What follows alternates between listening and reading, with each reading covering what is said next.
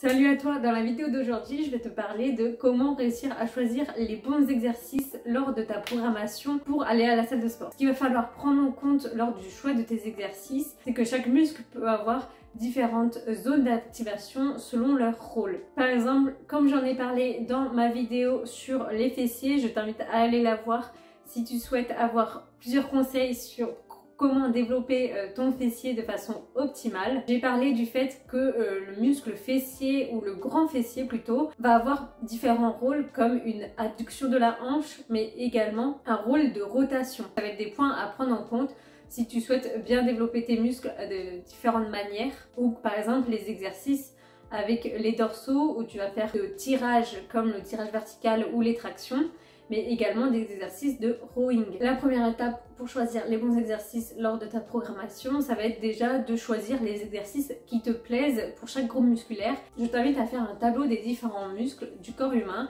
que tu souhaites muscler. Par exemple les épaules, les biceps, les triceps. Pour chaque muscle, tu vas annoter les exercices qui te plaisent et que tu aimes faire.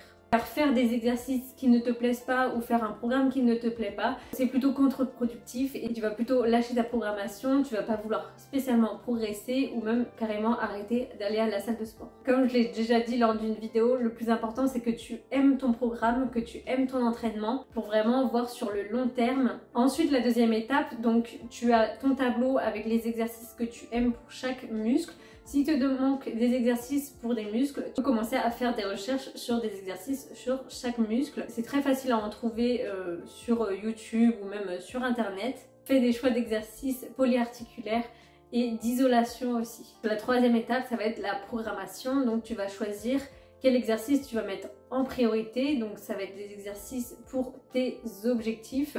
Par exemple, tu as un objectif fessier, de développer ton fessier. Bah, pour tes séances jambes, tu vas plutôt commencer par des exercices polyarticulaires ciblés fessiers, comme le hip thrust. Et il est presque systématique de terminer tes séances par de l'isolation. Tu n'es même pas obligé de terminer ta séance par des exercices d'isolation.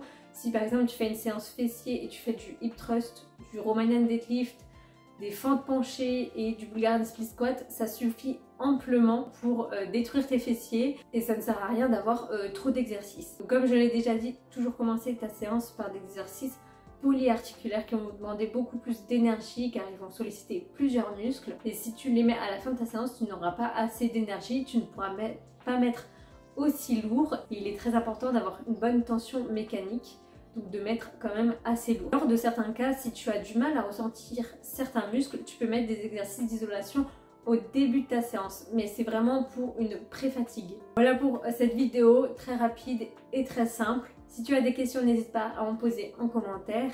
Abonne-toi et like, et je te dis à plus.